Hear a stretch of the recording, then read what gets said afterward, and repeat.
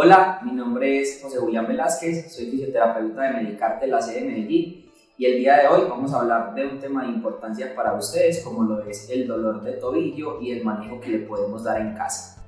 Entonces, como primera medida vamos a hablar de las causas del dolor. Las causas del dolor de tobillo pueden ser variantes y variables en cada paciente. Las más notorias o las más frecuentes son estas que vemos acá, la tendinitis del tendón de Aquiles, que es el tendón que va diferido o pegado directamente desde el peroné hasta el talo o hasta el talón, y es el tendón que nos permite la movilidad del tobillo en plantiflexión y dorsiflexión, es decir, cuando nos paramos en las puntas y nos paramos en los talones. Cuando hay una inflamación de ese tendón o un engrosamiento de ese tendón, vamos a tener limitación en los movimientos del tobillo y posiblemente vamos a tener inflamaciones en los tobillos. También el esguince de tobillo o la torcedura de tobillo causada por pisar mal o por alguna actividad deportiva o simplemente pues por una torcedura normal que se nos produce en el tobillo en alguna actividad básica cotidiana o de la vida diaria. Fractura de pie, la fractura de pie ya o la fractura de tobillo, esta más específicamente se denomina luxofractura de tobillo, ya que el tobillo es una articulación donde se une la tibia, la epífisis, la parte más lejana de la tibia, el peroné y los primeros huesos del metacarpo, que son los huesos que van adheridos a los cordones o al dorso del pie y al talón. Entonces, como esta articulación es la unión de estos huesos, cuando hablamos de fractura, siempre primero hay una luxación de la tibia o del peroné y posteriormente la fractura. Entonces sería una luxofractura de tobillo, una bursitis, que es una inflamación o la inflamación de la bursa. La bursa son las bolsas que contienen el líquido sinovial, el cual es el líquido que lubrica las articulaciones. Cuando tenemos, por ejemplo, un exceso de actividades repetitivas, un exceso de carga sobre los pies, cuando permanecemos mucho tiempo de pie, mucho tiempo sentados, mucho tiempo acostados, va a haber una acumulación de ese líquido sinovial y esto nos puede producir una bursitis, que es una inflamación de esa bursa, ya que por las cargas repetitivas o por las posiciones repetitivas la bursa se va cargando, se va inflamando y no da o no transporta ese líquido sinovial a lo largo de la articulación. La osteoartritis o la osteoartrosis, en el caso de la osteoartritis y nuestros pacientes con artritis, es por netamente la inflamación de estas articulaciones que se da este dolor de tobillo. Y cuando ya hay osteoartrosis o hablamos de osteoartrosis es porque hay una degeneración, desgaste ya a nivel de esas articulaciones y de esos huesecillos que hablamos anteriormente. Entonces también tendría pues un manejo distinto que ya lo vamos a hablar. Entonces es muy importante diferenciar estas dos palabras porque muchas veces en consulta nos las encontramos y el paciente no nos diferencia bien esos dos puntos. Cuando hablamos de osteoartritis es netamente una inflamación o una enfermedad inflamatoria perisférica causada por la artritis reumatoidea. La artritis reumatoidea, como bien sabemos, es una enfermedad inmunológica donde nuestras mismas células atacan las cápsulas articulares y las inflaman.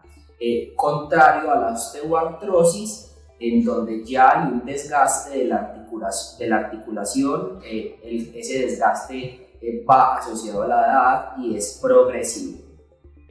Además de eso, también tenemos entonces una lesión muy común que es la fascitis plantar. La fascitis plantar es la inflamación de la fascia de la planta del pie. La fascia de la planta del pie es el músculo o la telilla de colágeno que va pegada antes de los músculos de la planta del pie. Esta fascia de la planta del pie se pega, se adhiere a la piel o a los músculos en la zona de arriba o se inflama, también asociado a varias conductas, a la actividad repetitiva, al exceso de cargas o a una enfermedad que se llama pie plano. Aquí hay que tener muy en cuenta en la fascitis plantar que nuestro calzado también influye en que a nosotros nos duelan los pies, ya que si somos de las personas que nos gusta utilizar zapatos planos como las baletas y todo ese tipo de calzado que no tiene tacón ni tiene puente en el pie, eso nos puede causar fascitis plantar, ya que la mayoría de los pies tienen puente, entonces debemos de utilizar un calzado con tacón y con puente para diferir o evitar la fascitis plantar. Si ya somos un paciente que tenemos fascitis plantar, pues obviamente nos vamos a adecuar mucho mejor a unas plantillas o utilizar unas plantillas con puente en silicona, completicas y que tengan puntos de apoyo, donde son los puntos de apoyo base del pie, en la cabeza de los metatarsianos y en el talón. Así evitamos la fascitis plantar. Si somos una persona con patología de pie plano, entonces ahí ya se nos va a ver diferida la carga del pie. Ahí sí es mejor utilizar, además de la plantilla que nos simule el puente que no tiene nuestro pie, también zapatos planos, ya que como nuestro pie no tiene zapatos, no tiene puente ni talón, entonces cuando ya sufrimos de pie plano, la fascitis plantar la evitamos utilizando precisamente zapatos planos como es nuestro pie y la plantilla. Por último, las tendinitis peroneales. Las tendinitis peroneales son muy similares a las tendinitis del tendón de Aquiles, pero dan directamente en los tendones del peroné. Los tendones del peroné van arraigados o van adheridos a los ligamentos peroneoastragalinos del tobillo. Entonces, cuando hay una inflamación en estos tendones del peroné, hay una avulsión o una inflamación del peroneoastragalino anterior, medio y posterior, que son los 3 ligamentos del tobillo. Eso también nos causa limitación en los movimientos del tobillo, inflamación articular y posterior a eso pues nos va a causar dolor.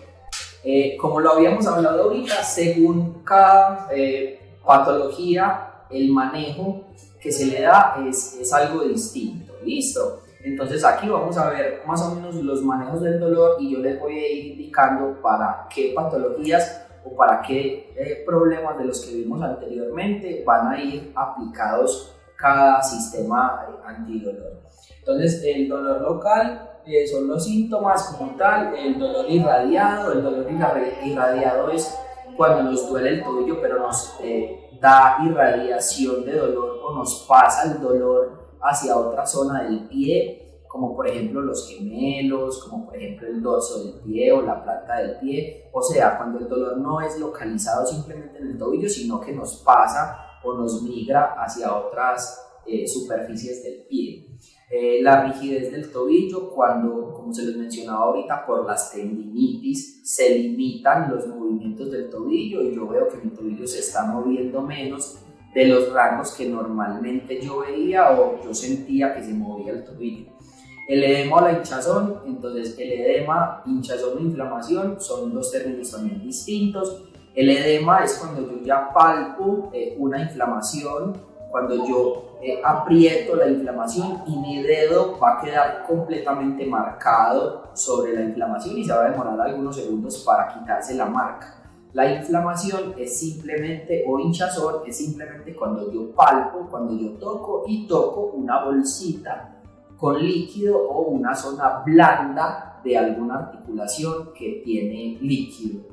Entonces es muy importante también aquí diferenciar el edema de la inflamación, ya que el edema es un grado más de inflamación y es un poco más grave, digámoslo así, que la inflamación, o nos está mostrando muchas más cosas el edema que la inflamación.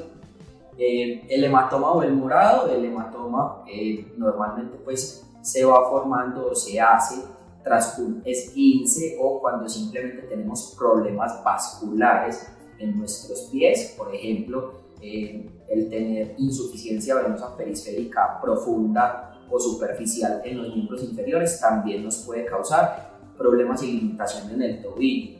El rubor o la hiperemia es ya directamente los síntomas, por ejemplo, que tienen nuestros pacientes de artritis.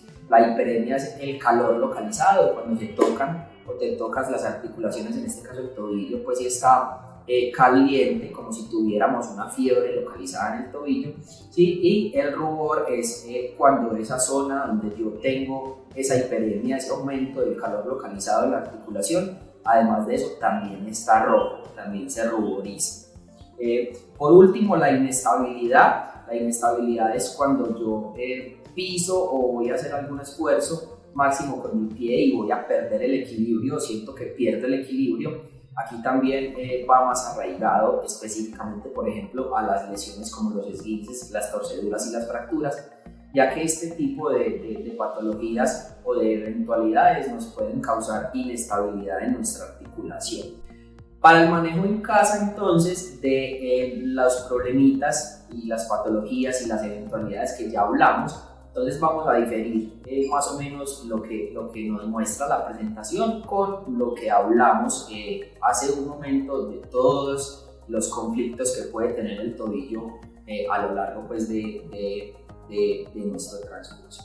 Entonces, colocarse calor, hielo u contraste. Entonces, ¿cuándo colocar hielo? ¿Cuándo hacer calor? ¿Y cuándo hacer contraste? Cuando tenemos una torcedura, cuando tenemos un esguince, cuando tenemos un trauma, una fractura o un golpe, y cuando tenemos tendinitis, entonces lo que hacemos o lo que podemos hacer es que vamos a realizar un contraste de medios físicos. Vamos a utilizar el hielo aproximadamente por 20 a 25 minutos y posteriormente vamos a utilizar agua caliente inmediatamente. ¿Para qué? Entonces, en este tipo de patologías, como es un trauma, un esguince o una tendinitis, que es un dolor agudo, una inflamación aguda no crónica, entonces lo que hacemos es con el hielo vamos a anestesiar, a analgesiar y a ayudar a la zona de irritación antiinflamatoria o ayudar a desinflamar la articulación con el hielo esos primeros 25 minutos. Posterior al hielo, cuando utilizamos el calor, entonces el calor vasodilata, permea nuevamente nuestra articulación de vasos sanguíneos, de sangre, y nos ayuda a que los músculos se estiren, se dilaten y permitamos la relajación de esos músculos contracturados por el trauma. Entonces el hielo nos ayuda con el dolor y con la inflamación, y el calor nos ayuda a relajar y a recuperar la movilidad. Cuando hablamos de procesos crónicos como la osteoartritis o la osteoartrosis, entonces debemos saber en qué momento utilizar el hielo o el calor. El calor en estos casos lo utilizamos cuando llevamos un dolor agudo o un dolor crónico mejor del tobillo de más de 3 meses. Si tenemos un dolor de más de 3 meses, entonces utilizamos netamente calor, no utilizamos frío, porque el frío nos puede contracturar y rigidizar la articulación. Entonces necesitamos todo lo contrario, vasodilatar, que la articulación esté relajada y que tenga un buen torrente sanguíneo. En estos casos, la fisioterapia o el ejercicio y la termoterapia o el calor localizado sería lo más indicado. Cuando tenemos un dolor agudo, cuando viene solamente hace algunos días, es que en estos días caminé mucho y me empezó a doler el tobillo, es que en estos días hice un esfuerzo y me empezó a doler el tobillo, y tenemos alguna de estas dos patologías, en esos primeros días solamente vamos a utilizar el hielo, ya que el hielo nos va a ayudar a descomprimir la articulación, a desinflamar y a quitarle la sobrecarga o la razón del dolor que tengamos en ese momento. Los ejercicios de rehabilitación también van muy enfocados en una patología, ya que se utilizan en algunas fases. En algunas fases, como por ejemplo las isométricas. Las fases isométricas son cuando utilizamos cauchos, pelotas, bandas o estos tipos de elementos de rehabilitación y no realizamos trabajos ni de equilibrio, ni de saltabilidad, ni trabajamos en bípedo, o sea, de pie. Es todo lo que podamos hacer con bandas, cauchos, pelotas y demás desde una superficie, bien sea la camilla, la cama, una silla o simplemente una colchoneta. Son los trabajos simples que se pueden realizar de movilidad de torsión y de fuerza sin apoyo. Cuando tenemos, por ejemplo, entonces las tendinitis, las fracturas o ese tipo de torceduras y de patologías, debemos de realizar un plan y estar bien asesorados de nuestro fisioterapeuta o de nuestro médico ortopedista o fisiatra para saber en qué tiempos utilizamos estos ejercicios que yo les estoy mencionando y en qué tiempo ya podemos empezar con la rehabilitación en bípedo. Cuando ya tenemos procesos crónicos como la osteoartritis o la osteoartrosis, continuamente podemos realizar los dos tipos de ejercicios, tanto los de estiramiento, movilidad y fortalecimiento que se pueda realizar desde las superficies planas o sin apoyo, y realizar trabajos de equilibrio o de propiocepción, que es la capacidad que tiene el cerebro de ubicar las articulaciones en el tiempo y en el espacio para que no tengamos inestabilidad articular o perdamos el equilibrio. Reposo del pie. El reposo del pie va más arraigado, o hablamos más del reposo del pie cuando tenemos bien sea un edema, que como ya lo mencionamos ahorita es cuando hay una cantidad de líquido inflamatorio notoria y yo toco la inflamación y mi dedo va a quedar marcada la inflamación. Cuando hay un edema, cuando hay un esguince por encima del grado 2, que ya hay ruptura de vasos, ruptura de fibras y hay inestabilidad de la articulación, cuando hay fractura y cuando tenemos un evento con nuestra patología de artritis reumatoide, cuando tenemos una crisis o una activación de esta enfermedad en nuestros tobillos. En estos casos, reposo del pie, pero cuando tenemos tendinitis, tendinopatías o simplemente esguinzamos nuestro tobillo en grado 1, lo podemos rehabilitar en movimiento, ya que las tendinitis o las tendinopatías, si dejamos en reposo el pie, nos puede calcificar los tendones y limitar mucho más el movimiento de los tobillos. Y en el esguince pasa exactamente lo mismo. Si yo cicatrizo el ligamento sin movilidad, pues el ligamento va a perder esa capacidad de estiramiento y después va a tocar rehabilitarla con un poquito de torsión o de fuerza, y es más doloroso para el paciente. Entonces, también tener muy en cuenta en qué momento utilizamos el reposo y en qué momento no utilizamos el reposo. Esto también va muy arraigado a los vendajes, cuando utilizamos cada tipo de vendaje, bien sea un vendaje de soporte articular, de mantenimiento de la articulación en una posición, o cuando realizamos un vendaje de funcionalidad o un vendaje funcional. Abajo, pues, cuando mencionamos lo del vendaje, le solicitamos a nuestro fisioterapeuta o a nuestro ortopedista o médico fisiatra que nos ayude y que nos indique cómo vendarnos con la venda elástica o con la venda de tela, o si necesitamos o requerimos un vendaje funcional, que nuestro profesional lo realice y lo esté cambiando de forma periódica cada cierto tiempo. Ya el tiempo lo define cada profesional, cierta cantidad de tiempo, hasta el tiempo determinado que el profesional decida sea suficiente el vendaje funcional y pueda ya la articulación sostenerse por sus propios medios. Bueno, esperamos que les haya gustado mucho la información, que les haya servido. Si tienen preguntas, dudas, no olviden hacerlas, se las estaremos contestando con muchísimo gusto, y vamos a mostrar cómo realizamos o cómo realizar los vendajes, bien sea un vendaje rígido, un vendaje de sostenimiento o un vendaje funcional. Cuando utilizamos estos vendajes, se nos había olvidado entonces los vendajes funcionales los utilizamos en los esguinces grado 1, en las tendinitis peroneales, en las tendinitis del tendón de Aquiles y en las fracturas después de que ya se haya consolidado el callo, es decir, de que ya no tengamos yeso, férulas ni ningún tipo de apósito.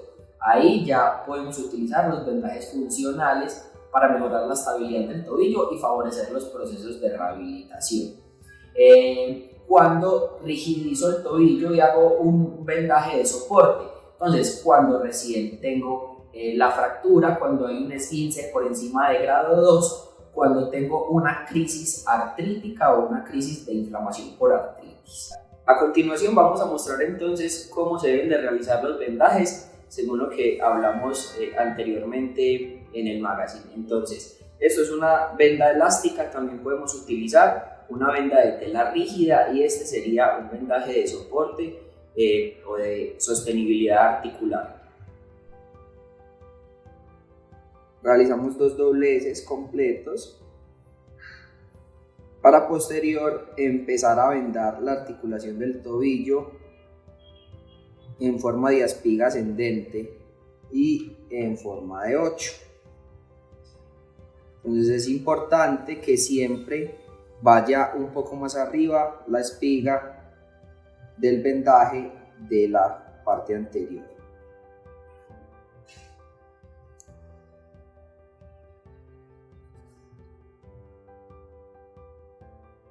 También es importante que la venda no tenga ningún tipo de arruga o de doblez para evitar que el paciente sufra de alguna escara por presión o de que lo vayamos a marcar. Posteriormente, cuando vemos que se está finalizando la venda, también finalizamos con el redondez alrededor del dorso del pie y sujetamos bien sea con microporo o con el gancho que trae la venda. Y con el espadadrapo o también se puede utilizar cinta kinesiológica o vendaje kinesiológico para realizar el vendaje funcional. Lo realizamos de la siguiente forma. Entonces siempre vamos a utilizar primero que todo los 2 anclajes para poder soportar la articulación. Entonces vamos a medir por la parte que no tiene la pega la articulación de la usuaria, más o menos 4 dedos posterior al tobillo, y ahí vamos a subir la bota o el vendaje funcional. Entonces primeramente lo vamos a adherir desde la planta del pie y hacia lo largo de los tobillos como anclaje articular para dar soporte a la articulación y que no esté inestable cuando nosotros o cuando el paciente realice sus actividades. Aquí también es muy importante que no haya ningún tipo de arruga ni doblez en el espadadrapo, por eso lo sobamos o le hacemos una fricción siempre de abajo hacia arriba para evitar pues que tenga como arrugas o dobleces y que la paciente sienta alguna incomodidad con el vendaje. Siempre ese es el primer anclaje para posterior de ese primer anclaje poder empezar a realizar el vendaje de soporte de la articulación. Este no es un vendaje rígido, este es un vendaje funcional o se denomina un vendaje funcional porque le va a permitir al paciente realizar cualquier tipo de funcionalidad con el tobillo, pero el tobillo va a estar protegido por un vendaje. Entonces, como lo pueden ver acá, también vendamos o también realizamos el soporte de la articulación en forma de 8 con el espadadrapo, como lo hicimos exactamente con la venda rígida. Entonces vamos a utilizar 2, primer anclaje, segundo anclaje y tercer anclaje.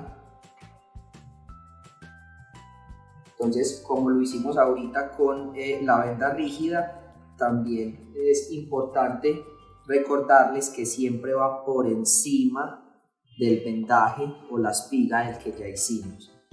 Listo, entonces serían un anclaje, 2 anclajes en forma de 8. Vamos a hacer un cuarto anclaje desde la zona del tendón de Aquiles y de los tendones peroneales. Entonces aquí es donde hablábamos ahorita de las tendinitis del tendón de Aquiles y de las tendinitis de los tendones del peroné. Entonces vamos a ubicar el tendón de Aquiles, el talón, y vamos a ubicar 3 dedos por encima del tendón o del talo, del talón. Aquí está la zona blanda del tendón de Aquiles y ahí vamos a anclar el tendón de Aquiles.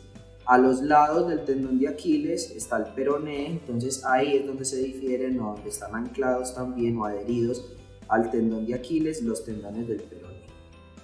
Igualmente lo vamos a hacer en forma descendente, en forma de 8 hasta recubrir los tobillos.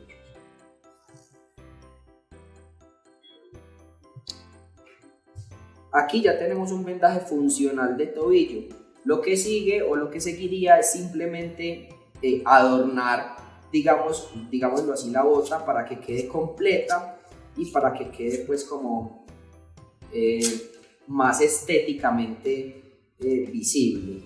Entonces lo que hacemos es simplemente formar una botica en todas las superficies que nos falten de los anclajes.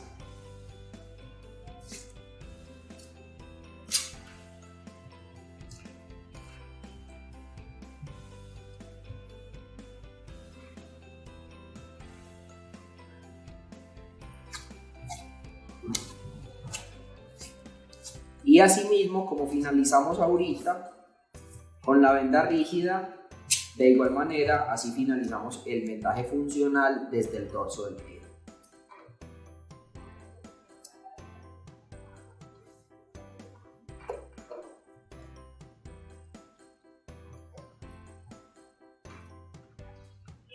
Aquí tenemos una bota y un vendaje funcional de tobillo. Muchísimas gracias.